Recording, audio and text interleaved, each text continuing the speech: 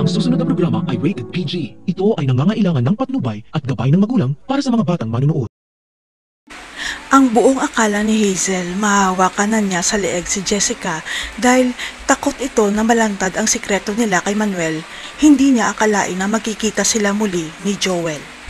Sa dami ng babae ni Joel, hindi na niya maalala ang ex niyang si Hazel at ang anak nila at nangako nga si Joel na magbabago na siya matapos niyang makilala si Andrea.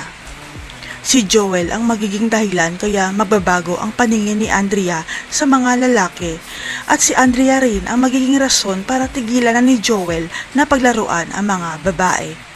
Hanggang sasagutin ni Andrea si Joel kaya ipapakilala niya ang nobyo niya sa pamilya niya at dito unang magkukros ang landas ni Joel at ng anak niyang si Jessica.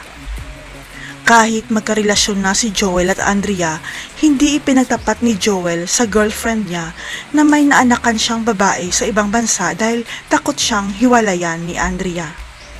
Ang huling naalala ni Joel, pinadala sa kanya ni Hazel ang mga dokumento na nagpapatunay na siya ang tunay na ama ni Jessica pero mas pinili niyang tumakas sa responsibilidad. Pero nang malaman ni Joel na si Hazel pala ang nanay ni Jessica, biglang tumigil ang kanyang mundo dahil alam niya sa sarili niya na siya ang ama ni Jessica at hindi si Manuel.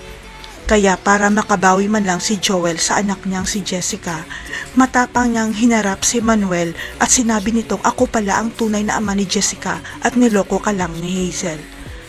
Magkakabalikan na kaya si Manuel at Felma dahil walang bisa ang kasal nila ni Hazel?